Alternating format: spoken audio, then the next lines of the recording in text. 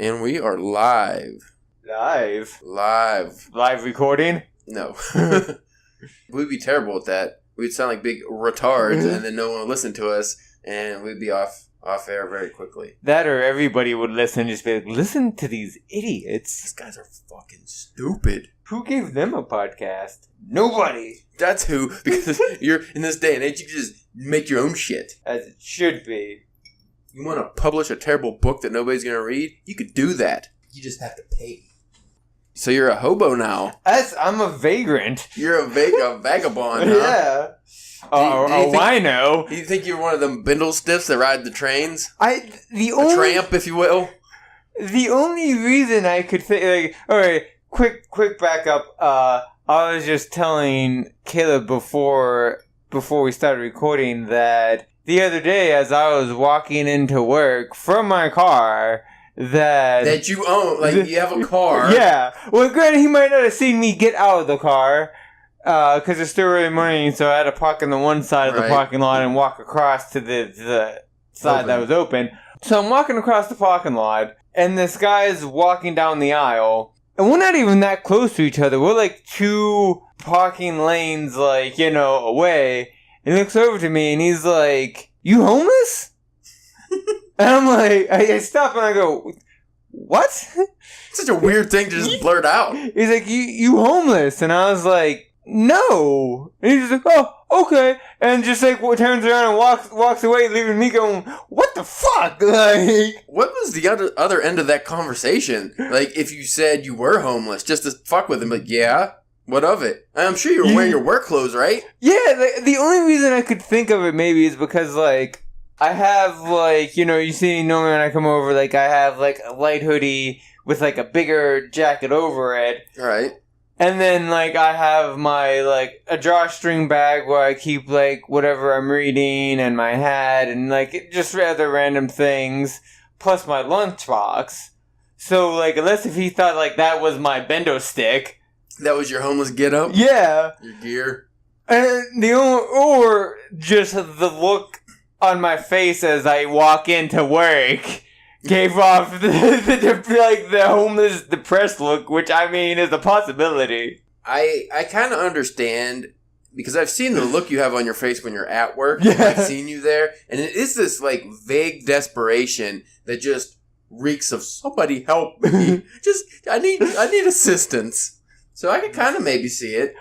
If you're wearing clothes and where the fuck would you come from? That's right. But I kind of just wish that I wasn't so, like, taken aback at that moment, because I would have been like, "Wait, you got a job offer?"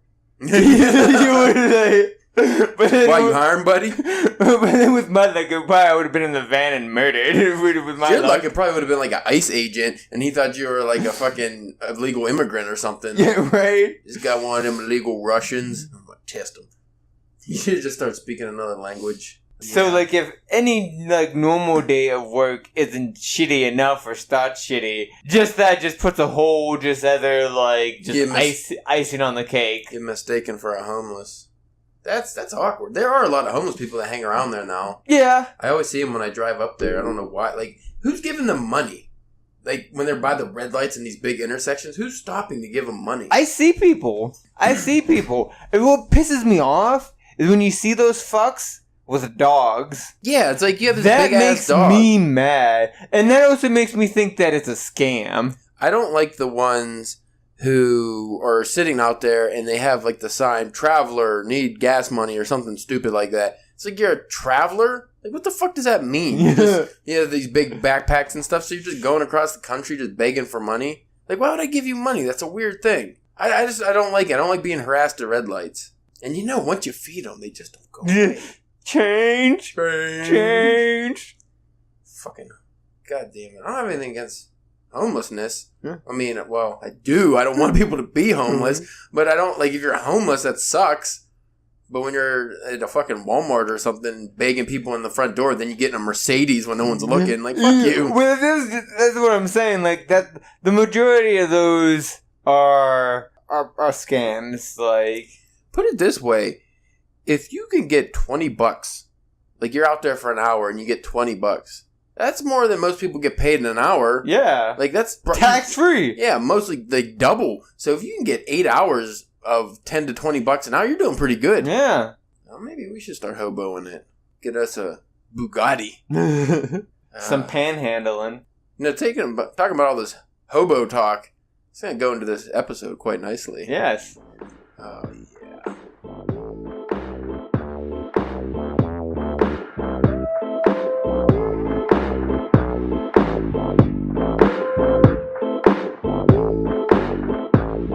Hey there, people!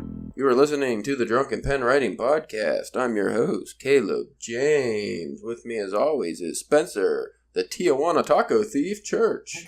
You like that? Just came up with that top of my head. Yeah, that was a good one. I didn't even think, because I didn't... Well, it actually should have been something Irish related, right? This is an Irish episode. You should have, yeah. St. Patty's Day episode. The Dublin Double Crosser. Oh. That's a good one. That's even more off the top of the head. I don't think I can name one more Irish city. Damn, that's sad. Is there a Scottsdale? I feel like there should be a Scottsdale. In Ireland? I don't know. Seems like a word that would be over there. I don't really like the double crosser. That sounds shifty? Yeah, shifty. Today I'm about to hit somebody with a shillelagh. Just brick him in the knee. Like a Hornswoggle on wrestling back in the day. Yeah. Just walking around with the shillelagh. How did he get that gimmick besides the fact that he was short? I think that's it. I think that's all it takes. I think that's how you could still, like, if somebody's Irish, you could still make fun of them without any backlash. You could make fun of them for being leprechauns. I think you could still call them Mick. Really? I think so. Call somebody a dumb Mick. Isn't that an Irish slur? Pretty sure. No, I thought that's not is it Irish or is it Italian? No, Italian's not Mick. Irish is Mick. I watch enough gangster movies. Okay. I'll look it up just to be sure. I believe you. Do you know? Oh, a whole list of ethnic slurs here. Moon cricket? What is that? That's an Irish slur. A moon cricket. I like that. Never heard of that one before. Yeah, Mick is a derogatory term for an Irish person. Which is okay, because I have Irish in me now. I did my test, my DNA test, and I'm mostly Irish, so now I can say these things. Top of the morning to ya. Anyway, today's episode is going to be about drinking, because it's St. Patty's Day weekend. And what's more stereotypical of Irish folk than saying they're all drunks? Yes. And we might end the episode with actually a positive note by relaying some of the most famous Irish authors and the work you should read from them. But that depends how drunk we are by the time we get to that point. We're going to start the episode by going through the biggest drunks in literature. Characters and authors. Now, where would a list be without the first man on it, number 15? We're reading the top 15 great alcoholic writers by listfirst.com. A highly shitty website, as it turns out. Yeah. You're having problems over there. I was having a little bit of trouble. I'm not. Mine's fine, but yours just keeps directing you to fucking Amazon shit. Like, it's just, you're getting hijacked. You need ad blocker or something on your phone. Maybe, yeah. But anyway, number 15 on this wonderful put-together list by author Listverse staff is Hunter S. Thompson. I mean, we did a whole episode on him. I don't know how much we have to really go over. Just know that he likes to get it. Oh, he gets it. He gets it in and he gets it deep. Have you checked out one of the newer episodes of the Rogan when he's talking to that guy who he just wrote a book about Hunter H. Thompson? No, I did not. It's one of the newer ones. It's like the last one of the last couple. Who was the guy? I can't think of the dude's name off the top of my head. What the fuck? You was expecting something useful from me? No, not really. Well, according to this list, apparently he had a DUI and it got dropped because there was no basis for the charges. That's lame. You asked me how Hunter S. Thompson could be number 15 on the list of great drugs, and I brought up the fact that while he did drink a lot, he mostly just did drugs. Like, that was his big thing. He was more of a drug guy than a drunk. Now, number 14, Raymond Chandler. We'll read this because not everybody knows Raymond Chandler. He was an author of crime stories and novels of immense stylistic influence upon modern crime fiction, especially in the style of the writing and the attitudes now characteristic of the genre. That dog's got a goddamn squeaky toy. He does. Where does he fucking pull these out of his ass? Yeah. Like, I hide them all before the podcast, and somehow he always gets them. He eats them before we start and then shats them out. Son of a bitch. Well, I'm going to go fix that, but I'll leave you on this quick note. Raymond Chandler apparently abused alcohol for the entire duration of his writing career. Sounds about right, especially when you're working, like something like crime fiction. Well, he was born in 1888 and died in 1959. So he had a decent life, I guess, but he lived through some shit. Oh, yeah. And he's writing crime fiction. And I imagine crime fiction of the time. I never read any of his work, but I feel like it wouldn't be what crime fiction is now. No. Because now it's all DNA, forensics, like crazy murders. I'd say it would have to be more like a noir kind of, like... hard-boiled, like, you know... You figure he probably came to prominence, I would assume... Because I'm not really familiar with his work. I would assume in the 1910s to 1930s. Yeah. Maybe he was a Depression-era writer. He would have been older by then. But just trying to think, like, what kind of crime fiction would be written back then? Unless it's, like, war crimes or something. What the fuck was going on? Old armed robberies, like, at old banks? Some wild west shit? Kind of interested to see what old crime... Then again, there's, you know, Sir Arthur Conan Doyle. Yeah. Sherlock Holmes. I would say that's crime fiction, mystery. To a point, yeah. But I feel like London, since it's so much older than the United States, was probably... Well, does it say where this guy was born? It does not. Yeah, so, I mean, if he was British, that'd make a little more sense. Because I feel like we had kind of a Wild West justice system for a while. Yeah. Yeah, so... I mean, all the way up to the 1900s, like the early 1900s, the court system was a little iffy. But, like, London kind of had that shit in lock. I mean, they still killed people and stuff, but they had proper trials and everything. The wigs. Yeah, they had big wigs. So, I can see crime fiction being a little more prominent over there. In the United States, I'm not quite sure. I'm gonna go get that squeaker out that fucking dog. Get it. Ooh. Oh, he's chewing on a hunk of metal now. Just chopping in his teeth. Hey, don't chew that, fuck. What is it? Stop it. Hey, leave it. Nitro. Oh, you fucking dildo. Drop it now. I'm gonna put you outside. Oh, did you break that? Come here. What did he break? Oh, shit. Fucking... Ah!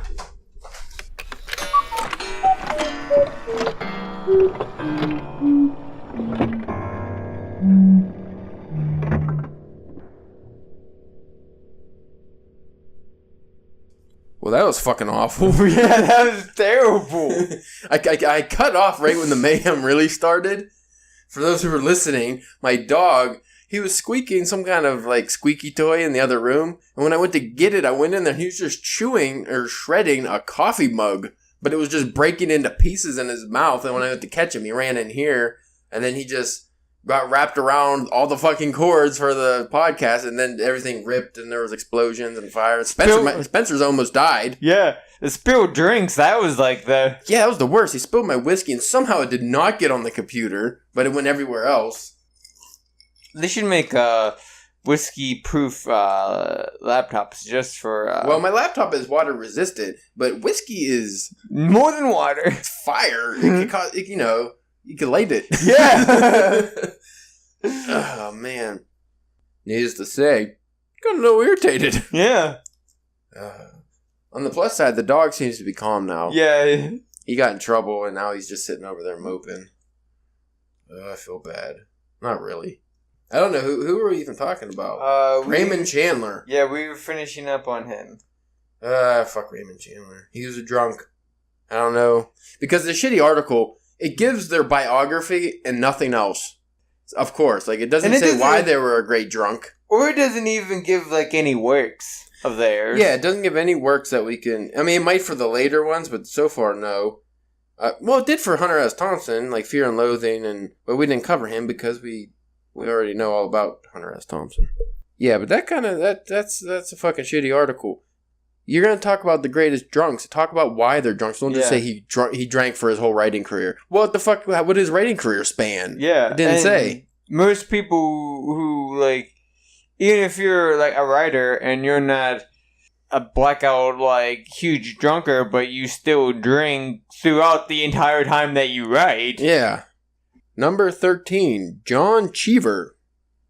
All right, let's find out about Mr. John Cheever. I like the name. He was born in 1912, died in 1982. He was an American novelist and short story writer, sometimes called the Chekhov of the suburbs, or the Ovid of Ossining. The fuck is that word? Oh. Ossining, Ossining? I guess that's a place.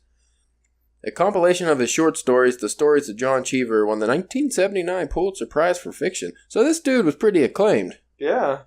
Again, it's another one I never read his work either. Well, maybe that'd be a good thing. We might find some good, some good people to maybe check out after this. Well, when I skimmed through this list, it seems like some of the most talented writers in history were also some of the biggest drunks. Well, I think that was kind of a given, wasn't it? Is it the demons that drove them to drink? Then again, a lot of these are old writers too, and I feel like back then the water wasn't so good, so it's like, I'd rather just drink the whiskey. Yeah, and too, what else you gonna do? Yeah, I mean, there's no TV. For a lot of these guys, there's no TV and the radio. I mean, who the fuck was listening to radio? Combination of his extreme alcoholism and inability to cope with being bisexual. Ooh, plot twist. Yeah. Cheever sought the advice of a therapist who said, Cheever is a neurotic man, narcissistic, egocentric, friendless, and so deeply involved in his own defensive illusions that he has invented a manic-depressive wife. He eventually won the battle against alcohol and began a relationship with a male student. It's an interesting turn for most of these guys usually died because of drinking or something related to it.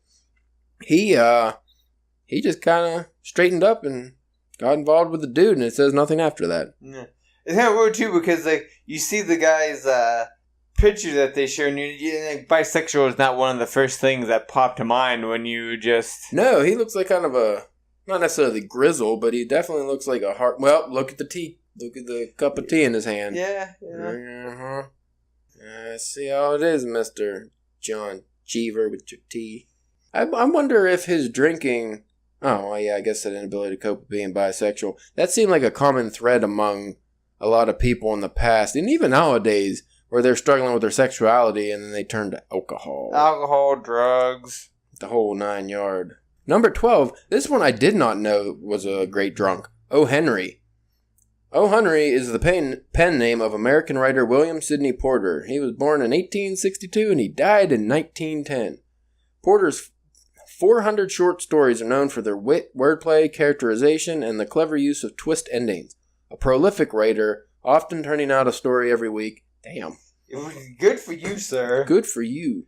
He kept his real identity a secret as his fame as O. Henry grew. A failure at business, a spendthrift, thrifty person maybe, and finally an alcoholic. He died in poverty on June 5th, 1910. Well, that fucking sucks. Yeah. I posted a couple of his stories on the site, and he was a good-ass writer. That's a lot of short stories.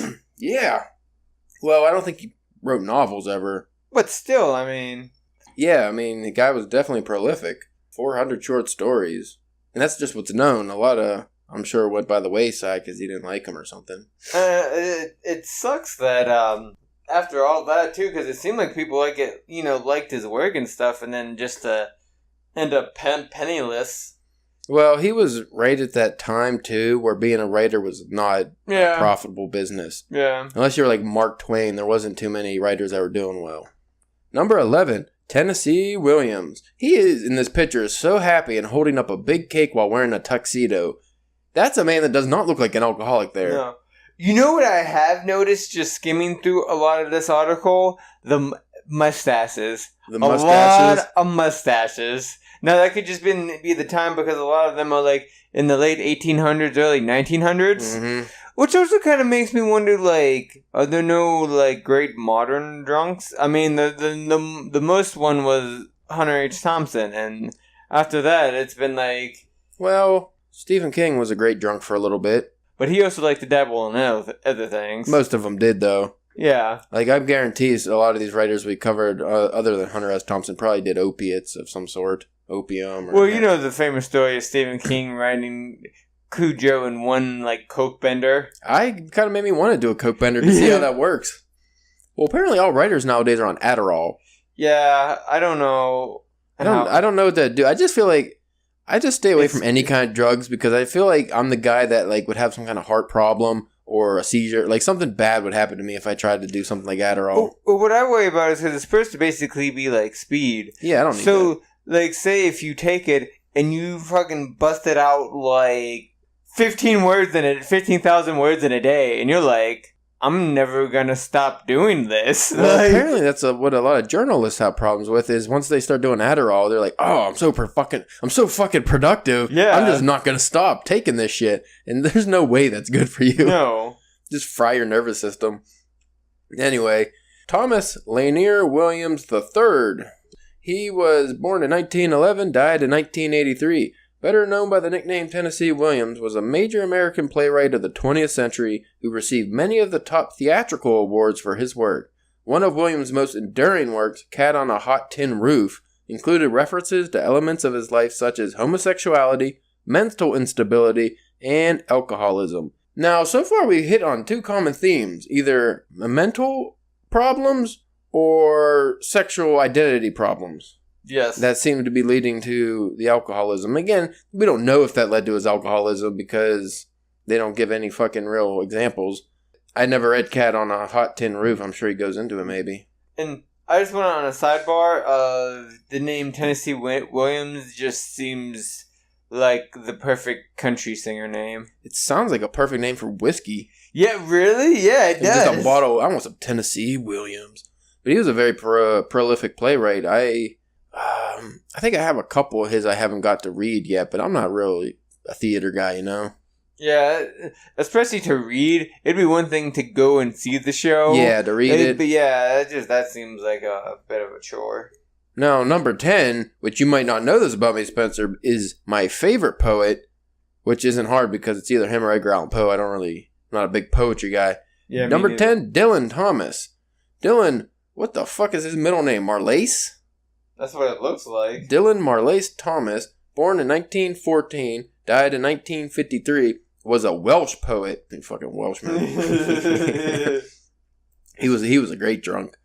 He is regarded by many as one of the 20th century's most influential poets. His best-known works include Under Milkwood and Do Not Go Gentle Into That Good Night. And I know you heard that poem because that's in everything. Well, the name sounds familiar. I can't call it off the top of my head, but I know... Once you hear it, I'm going to say that title sounds very familiar. Yeah, that's by far my favorite poem of all time. He liked to boast about his drinking and said, an alcoholic is someone you don't like who drinks as much as you do. Interesting. Thomas's health rapidly began to deteriorate as a result of his drinking. He was warned by his doctor to give up alcohol, but he carried on regardless. Oh, see, he's a trooper. Yeah, I mean, why? He's just pushed right on through that warning. Sobriety's for quitters. Now, who the fuck says this? On 3rd November 1950. Why would you say it that way? On November 3rd. That's the way... This might have been written by a Welshman. On 3 November 1953, Dylan Thomas and Liz Rytell celebrated his 39th birthday in the success of 18 poems. On November 5th, Dylan Thomas... Motherfucker, lips are sticking together. Too much whiskey. Yeah. This Irish, we're drinking some fine... We didn't even say what we're drinking. We're drinking some fine Jameson Irish stout whiskey. And it is quite lovely, but it is giving me some cottonmouth here. Anyway, Dylan Thomas and Liz Rytell celebrated his 39th birthday and the success of 18 poems. On November 5th, Dylan Thomas was quaffing a few beers with Liz Rytell at the White Horse Tavern, Greenwich Village, Manhattan, when he started to feel ill. He slipped into a coma and died 4 days later. He's only fucking 39. Now that's a drunk. Right? Like, goddamn. And I remember seeing the pictures of him back around that time. He did not look good. He was all bloated and like swollen up. I never heard the term quaffing a few beers. Sounds dirty. Sounds like... Yeah, we shouldn't go there. We shouldn't go to where it sounds like what it is. You had a couple E's into that word instead, and let's get a different meaning. Oh, man. Number 9, Dorothy Parker. Now, this fine lady looks very depressed in her picture. Dorothy Parker, born in 1893, died in 1967, was an American writer and poet best known for her caustic wit, wisecracks, and sharp eye for 20th century urban foibles. That's a great word, foibles. You gotta use that more. Yeah, I never use the word foibles. What am I thinking? That sounds like one of them Jewish words, foibles. Certainly. No, not Jewish, like one of the old-timey gangsters. Foibles.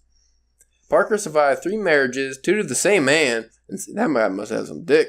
He was good, huh? And several suicide attempts, and that got dark, but grew increasingly dependent on alcohol. Although she would come to dismiss her own talents and deplore her reputation as a wisecracker, her literary output and her sparkling wit have endured long past her death. You know what? That's actually pretty rare. We don't have any other female drunks on this list. No, that was the only one. Yeah, so shout out to Dorothy Parker. I'm sorry your life was miserable. That sucks too, because you see a lot of these very prominent writers who are, I would say geniuses, a lot of them. Yeah. And they definitely not just suffered mental problems, but like that alcohol just got them. Or again, as we brought up before, I think a lot of them have got to deal with the time period that they grew up in. Mm-hmm. Like, it's not even like today, whenever somebody's having some troubles, they got like, they can go see a doctor, a therapist, take some like drugs or whatever. It's like alcohol or kill yourself. Pretty much. Or both. Well, usually it seems like most of these people killed themselves with alcohol. Yeah. Going out Nicolas Cage style and just imagine Las Vegas. Just imagine how potent the booze was back then too, because for a long period they didn't really have a strict control board that like monitored the levels. No, I mean they had some obviously some regulations, but like think about Prohibition era. Oh yeah, in the 20s it was completely banned. So the booze they were making, bathtub gin. Oh. Fucking whiskeys and moonshine, and because look at like the moonshine industry now. You get some moonshine that is like gasoline, just melt your eyebrows. Yeah, you're just drinking straight kerosene. So in the 20s, you had all these bars serving booze. They didn't know what the alcohol content was. You like burn a hole through your chest. Well, I think that's why a lot of these people got so much like stomach issues and intestinal fucking problems. They probably got ulcers, and like the booze just burned through their intestinal tract and just killed them. Rough. It was a rough life, but it was the only life they knew. And it had to taste like ass. Oh, yeah, because it's not like it tastes good now, for the most part. Yeah, depending on what booze you get, it does not taste great. I mean, you can get some good booze out there that's smooth, but unless you have a taste for alcohol and the burning and all that shit, like if you get somebody that's never drank and like, here, just drink this nice, calm, smooth scotch, they're like, ooh. Yeah. Okay, could you imagine if you went into a time machine and, like you said, went back during the Prohibition times and just took, like, a shot of anything? Of anything. Say goodbye to your good gut biome. Yeah. It's gonna fucking eat it away. Number 8, the man, the myth, and legend himself. Edgar Allan Poe. Now, did his face always look like that? I think so. I think he came out of the Bothing Canal looking like that. I don't know. The mustache and everything? Yeah. Imagine his poor mother with that fucking head that guy had. Oh, dude, it's big. It is big. Dude, look at the forehead. That's what I'm saying. Well, I forget which picture. I don't know if it's this picture. It's like definitely one of the pictures everybody associates with Poe. Was actually, I forget what it was. It was after either like he was like really, really drunk or sick. Like there's some kind of fucked up situation with the picture. And like that's the one they always use of him. So he looks real extra haggard. But he wasn't normally that haggard looking. I think it might be this one. Like you see how big, even for the shitty photography back then, you see how big the bags are under his eyes and shit. Because you can find pictures of young Poe, and he was kind of a stoner, man. He was born in 1809, died in 1849. He was an American poet, short story writer, editor, and literary critic. And pretty much everybody knows fucking Edgar Allan Poe. He wrote The Raven and was one of the... Telltale Hearts, like... Yeah, he was like the first guy who really made it, he made his career as a writer. Granted, he was poor for most of his life, but still, he made his living off of writing, which was something people didn't do back then, at least in America. But anyway, what was interesting about him was his death. Now, everybody likes to say Edgar Allan Poe was the biggest alcoholic, and he certainly went through bouts of alcoholism. He always went through like big benders, but he would also go through these long periods where he didn't drink. And when he died, they tried to say it was from alcohol because they found him on like a bench in Baltimore. Yeah. But it was during a period where he wasn't drinking. He was a teetotaler at the time. So there was a lot of things. Maybe he had rabies. But which I think might have been the case was they had a form of voter fraud back then where they would catch guys and they would force them to change clothes and keep voting for somebody. And they think Poe got caught by a gang and they beat him up and kept changing his clothes and feeding him booze and opiates and shit and making him vote over and over. And then he died. Oh. I mean, that might not be it, but if that was, that'd be pretty fucked up. You know, I didn't know until I heard this recently that, like the Baltimore Ravens, they're the Ravens because... Yeah, they're in Baltimore. Yeah, Edgar Allan Poe. He died there. Yeah, I mean... What have you been? Whenever that happened, I never heard, that's why they named them the Baltimore Ravens. Well, why else would you name a football team the Ravens? I don't know. Why the fuck would you name a team the fucking Lions or the fucking Patriots? Lions could tear you up. Or the Bears in fucking Chicago. Bears could tear... Well, yeah, that doesn't make any sense. Illinois has woods somewhere. I'm sure there's a bear. Oh, yeah, but... Chicago doesn't, that I know of. The only one that makes, if you go to, NFL, name logos, the only one that really makes fucking sense is the goddamn Steelers, and it doesn't make sense anymore because there's no goddamn steel in Pittsburgh. No, there's not. They should be called the Pittsburgh Blue Collars, is what they should be called. We will say this. There's no, it should be the fucking Pittsburgh Medical Field because that's what Pittsburgh is now. I would say my opinion for the worst name franchise in all of sports might have to be the Pelicans. Oh, yes. That's a fucking horrible... Yeah, that's terrible. The Pelicans? Why? They were originally the Jazz, which makes sense. New Orleans, Jazz. And then they became the Hornets, which, okay, I'm sure there's fucking Hornets down there. And then you're like, no, you know what? Pelicans. Wasn't there a couple of things else before that, too? Wasn't that the team that was always kept on moving? Because I remember, because wasn't they the Hornets in a couple different places, too? No, it was the Charlotte Hornets, and then Charlotte moved to New Orleans. What about the Bobcats? The Bobcats are the Hornets now. Yeah, I was going to say, so... Then New Orleans became the Pelicans. They gave the Hornets... So there is a Hornets now? Yeah, they're Charlotte Hornets again. Oh, wow. They went back to Charlotte Hornets. Oh, it's all really fucking stupid. That shit gets so confusing. Let's not talk about this anymore. Because our readers and listeners do not give a shit about goddamn Pelicans, because I don't. And I like basketball. Number 7, Truman Capote. Now, this is a very young picture of Truman Capote. He looks like a teenager. Yeah. He does not look like Philip Seymour Hoffman at all in this picture. I'm sure he's happy about that. Yes. Truman Capote, but anytime I never saw that Capote movie. No. I wanted to watch it, but I saw Along Came Polly before that. So anytime I saw Philip Seymour Hoffman, all I could think about was him, I sharded, He's like, what's a shard? And then when he was throwing the basketball, I was like, old school. And he was just a sloppy fat guy in that movie. And then I saw him in Boogie Nights too. It's the same kind of character, like a sloppy fat guy. Anyway, Truman Capote, born 1924, died in 1984. He was an American writer whose stories, novels, plays, and nonfiction are recognized literary classics, including the novella Breakfast at Tiffany's, which everybody remembers from the movie, and In Cold Blood, which if that was a movie I'd never seen, I never heard of that story. It sounds familiar, but yeah, he labeled that one a non-fiction novel. While Capote was writing In Cold Blood, he would have a double martini before lunch, another with lunch, and a stinger afterward. Well, goddamn, he was getting it in. Yeah. After he was arrested for drunken driving on Long Island, he went to Silver Hills, an expensive clinic in Connecticut for alcoholics. He could stave off the booze for 3 or 4 months, and then he went back on it. He appeared on a talk show, Drunk and Rambling. I drink, he said after one binge. Oh, what am I giving him a deep voice? But then he talking like this. Yeah. He had that little... I drink, he said when he was after a binge, because it's the only time I can stand it. The fuck does that mean, guy? Drink because it's the only time he can stand it. Maybe he drinks because that's the only time he can stand being drunk. Yeah, that makes sense. No, it doesn't. Just a side note, he got a DUI in Long Island. I wouldn't want to fucking drive in Long Island, sober. That's why it always was funny when you hear these DUI stories from celebrities in New York or Miami, or LA. I wouldn't want to fucking drive through these places sober. Yeah. The traffic and everybody driving like an asshole, and you're doing it drunk? What the fuck is happening? Maybe that's the only way to do it. Maybe they can in Miami, you just pull over any random car and they're just drunk? Yeah, there's an 8 out of 10 chance that person's some kind of hammered. Well, Miami, they're probably just all on cocaine. So they're probably driving fast as shit. Number 6, Jack Kerouac. He was a fucking wino. I read Dharma Bums not too long ago, and it was just about his time in California and going to Mexico and shit. And he was pretty much a self-made hobo.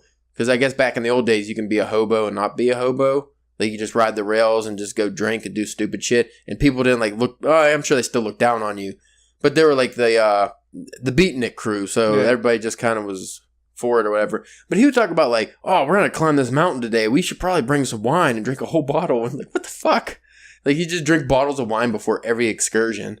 Jack Kerouac was born in 1922. He died in 1969. He was an American novelist, writer, poet, and artist. Along with William S. Burroughs and Allen Ginsberg, he is among the best known of the writers and friends known as the Beat Generation. Kerouac died on October 21st, 1969 at St. Anthony's Hospital in St. Petersburg, Florida. One day after being rushed with severe abdominal pain from his St. Petersburg home by ambulance, his death at the age of 47, another young one, resulted from an internal hemorrhage, bleeding esophageal varices caused by cirrhosis of the liver, the result of a lifetime of heavy drinking. Yeah, like I said, he drank, out of the guys on this list, he definitely was one of the top because while the other ones, when they'd have like these fucking medical issues, like their gut extending and shit, they'd be like, okay, I'm going to cut it down for a while. He didn't. He just was like, I'm going to drink through it. Yeah. From what I remember reading of him, I don't think he had a real reason. He wasn't like a depressed guy. He probably just like getting fucked up. I think so. He just, like, that was just his philosophy. Because he was like a Buddhist, kind of. Like a Buddhist philosophy usually is a more, about internal peace and shit, like inner peace and stuff like that. There's not a lot of turmoil going on in people like that. So why he was drinking so much, I never really understood. Though I didn't read a lot of his work, so I can't really say if he did have depression, but it didn't seem like he did too much. Number 5, William Faulkner. William Cuthbert Faulkner, born in 1897, died in 1962, was an American novelist, film screenwriter, and poet whose works featured his native state of Mississippi. Now, this was a Southern writer who was a true genius. I think he won the Nobel Prize in Literature, and he had one of the best speeches of all time, but the people who were attending couldn't understand what he was saying because of his accent, his Southern accent. Yeah. But then when they re-listened to it, like, oh shit, this guy's a genius. Yeah. They thought he was like kind of dumb because, they couldn't understand him. Anyway, he is regarded as one of the most influential writers of the 20th century and was awarded the 1949 Nobel Prize for Literature. Much has been made of the fact that Faulkner had a serious drinking problem throughout his life, but as Faulkner himself stated on several occasions, and as was witnessed by members of his family, the press, and friends at various periods over the course of his career, he did not drink while writing, nor did he believe that alcohol helped to fuel the creative process. It is now widely believed that Faulkner used alcohol as an escape valve from the day-to-day pressures of his regular life. I feel like if I lived in Mississippi my whole life, I might want to drink all the time. Yeah. Like, I've never been to Mississippi, but I've known people that have been through it and lived in it, and it apparently sucks. And that Mississippi now, I can't imagine old-timey Mississippi. It'd be rough, I would have to think. It's very strange, though. I mean, he must have liked it to a degree if he lived there. Like, he became rich and famous for being a writer. You fucking move. You would think. I guess he liked Mississippi. Yeah, would you think that he was talking about using the alcohol to escape the day-to-day life? What? Day-to-day life or what? Writing? Yeah, which you said, you're not using it as an excuse to get things done, I don't know. Maybe he, family problems, wife problems. Like, his work is really dense and hard to read. Like, The Sound and the Fury is fucking, it's wild. Like, I would assume he wrote that drunk the way, it reads. So the fact that he didn't is kind of incredible. Number 4, this is one of history's favorite drunken madman, Charles Bukowski. Henry Charles Bukowski, born in 1920, died in 1994. He had a long life.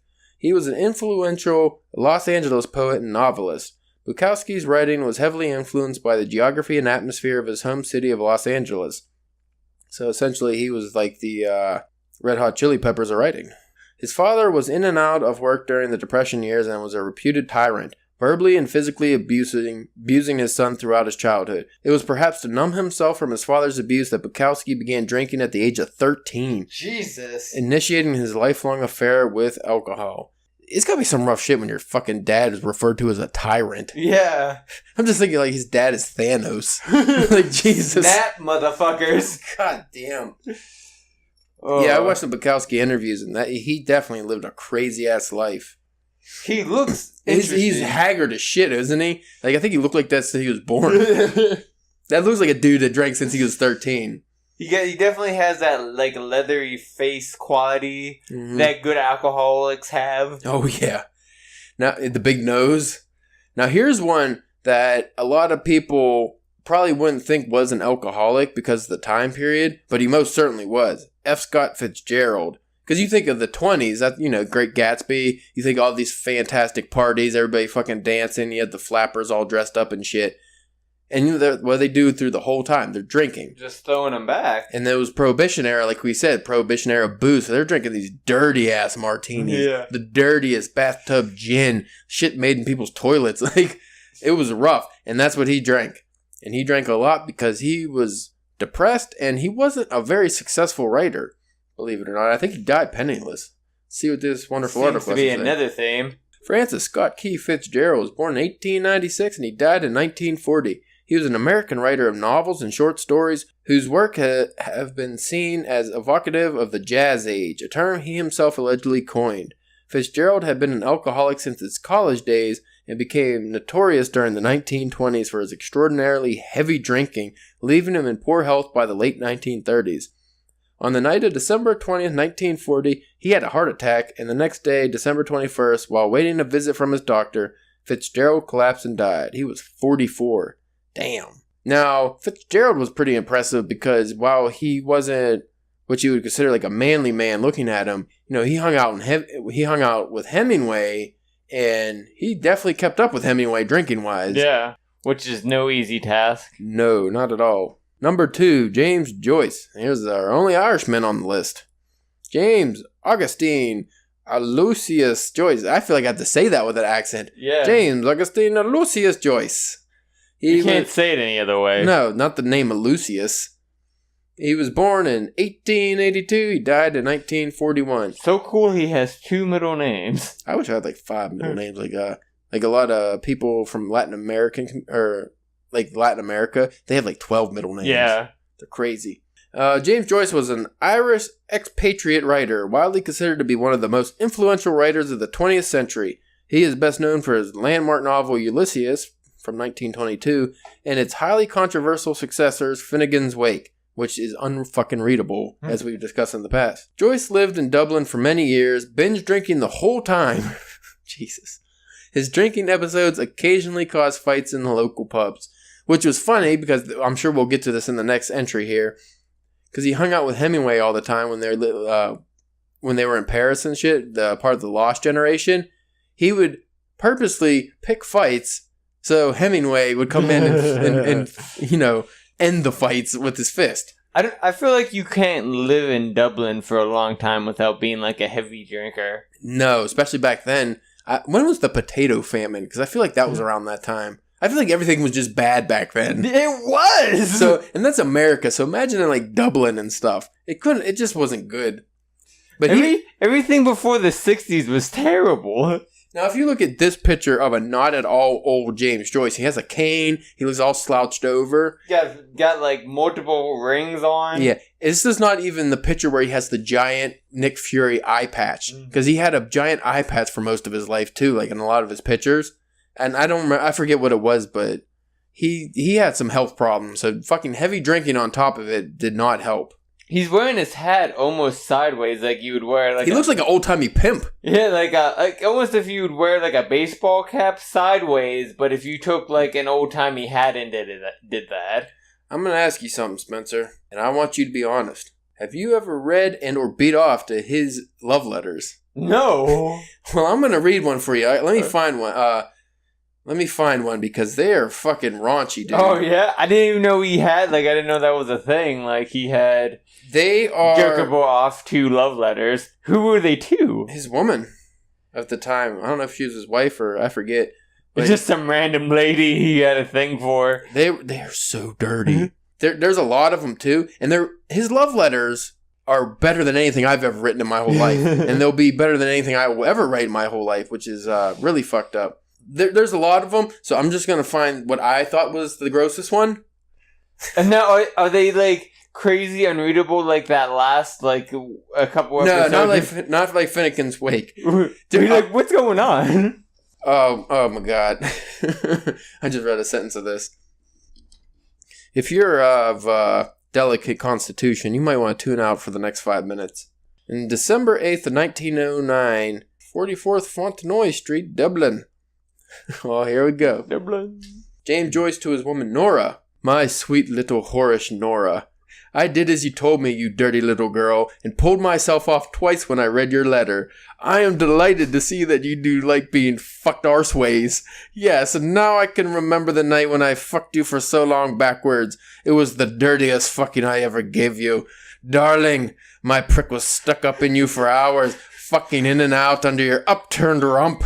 I felt your fat, sweaty buttocks under my belly and saw your flushed face and mad eyes. At every fuck I gave you, you shameless tongue come bursting out through your lips, and if I gave you a bigger, stronger fuck than usual, fat, dirty farts came sputtering out of your backside. You had an arse full of farts that night, darling, and I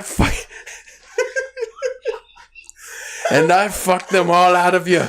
Big fat fellows, long windy ones, quick little merry cracks, and a lot of tiny little naughty farties ending in a long gush from your hole. It is wonderful to fuck a farting woman. Whenever you fuck drives one out of her, I think I would know Nora's fart anywhere. I think I could pick hers out in a room full of farting women.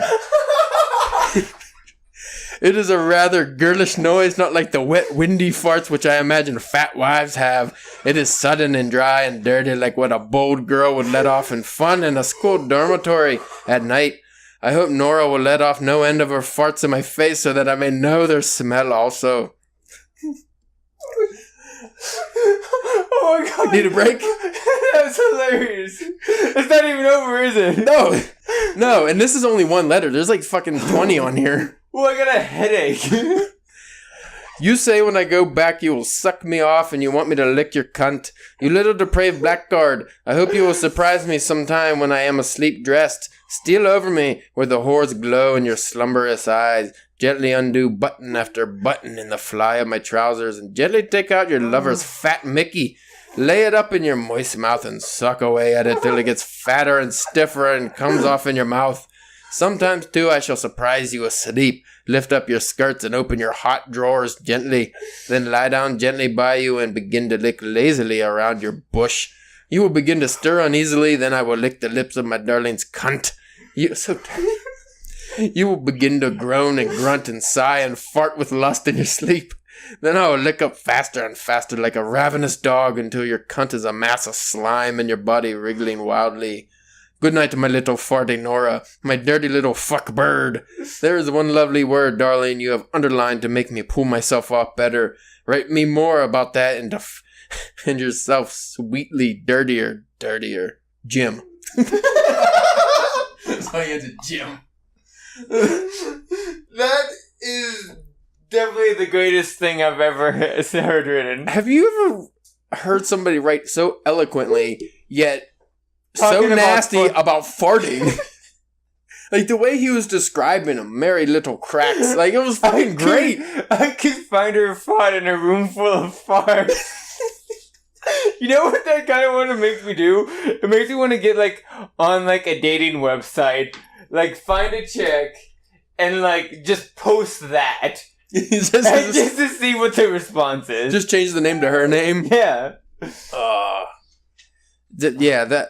I remember when I first read that, because I always, get James Joyce, you read any of his work, you're like, oh, this guy, he's a fucking genius, and you don't ever think about that kind of stuff. Dude, if they published those letters, they did now. I'd buy that book. Fucking right. I don't know if it's a book. I know you could get it just online. Where that was on the Paris Review, which is one of the top literary magazines in the world. They published it. Man, but think about this. How would you feel if you wrote some shit like that to your lady, and then later on somebody fucking published it for the world to read? I mean, cause I'm dead, so... Yeah, I don't know if I'm assuming they published after he was dead. That'd be fucked up if he was alive. Because as you were doing that, I'm looking at the timeline. He was born in 1882. He died in 1941.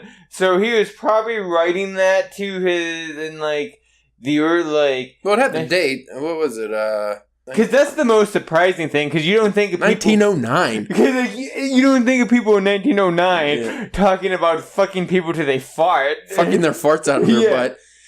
Yeah, so anybody that thinks like people today are so much nastier and cruder than they were back then, no, they just had like censorship on TV and shit back then, but people were way worse. They didn't have the internet. They did not.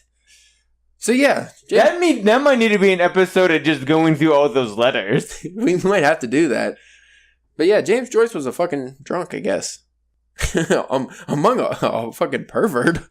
That's I don't want to judge anybody on their sexual exploits or what they enjoy, but that's gross. Like, if you're having sex with a lady and she's just busting ass the whole time, and he's just like, yeah, like he was into it. He was trying to get him out.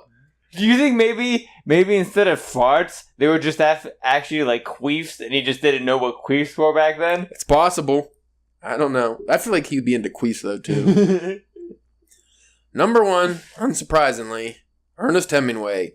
And they picked the most grizzled picture of him, right? Too. But he always looks so, like, stoic in every picture. He looks like that was his man fucking appeal, I guess. But, like, you look at that dude, you're like, oh, he's an old man. I still wouldn't want to fight him. No.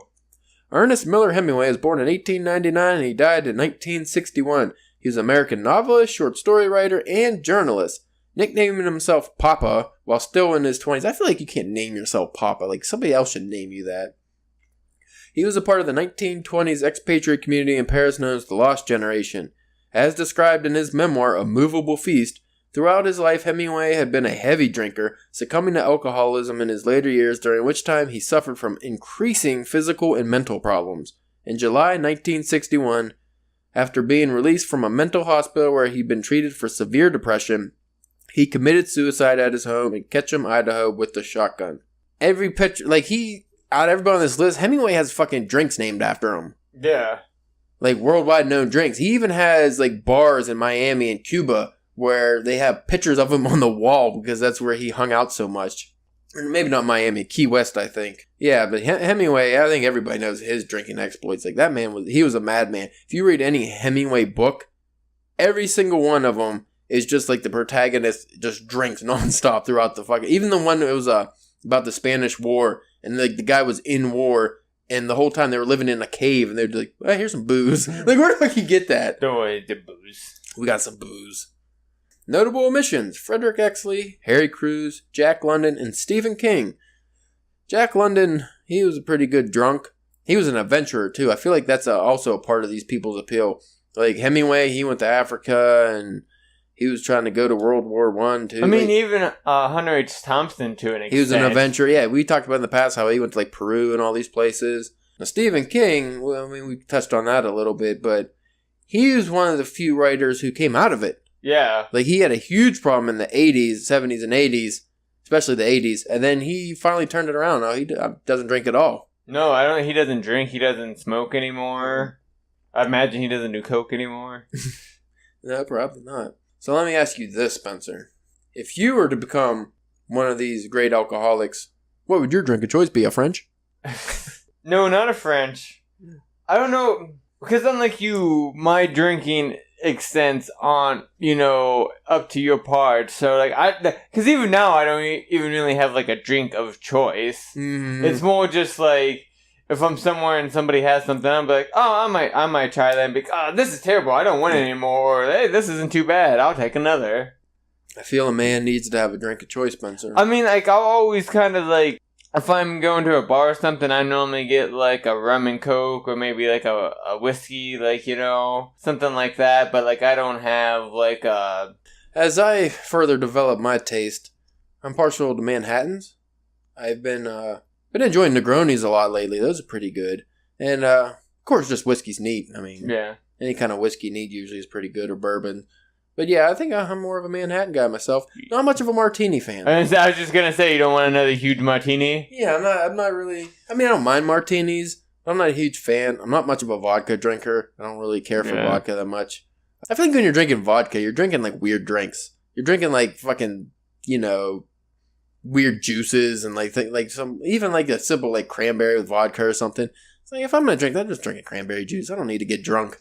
I don't need to like have a screwdriver with like orange juice and vodka. Be like, oh yeah, I'm still being healthy. Yeah, and it's just that weird. You get that weird alcohol industry. I think it too together. Because when I was in like elementary school, I think I was you was a heavy drinker. No. I think I was in like 4th or 5th grade. I remember in gym class, we always had a bunch of kids that would bring vodka because they're, I guess it was easy to steal off their parents, like the plastic jug shit. Like you had multiple kids that did this? Multiple kids. And they would put it in like a water bottle. Yeah. And then they would make, with the school orange juice, they make fucking...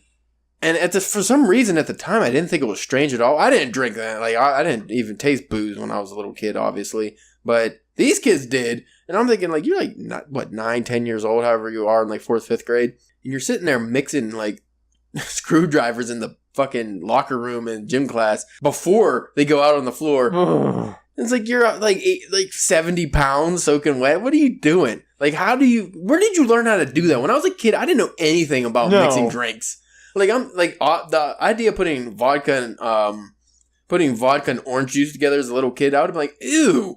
Like, what the fuck is that? Because, like, I don't know if you've ever done when you're a little kid, like, your parents have a drink, you might take a sip and like, shit your pants immediately. It's awful. So to think of, like, ruining good orange juice with that, I'm like, why? I just put rubbing alcohol in it.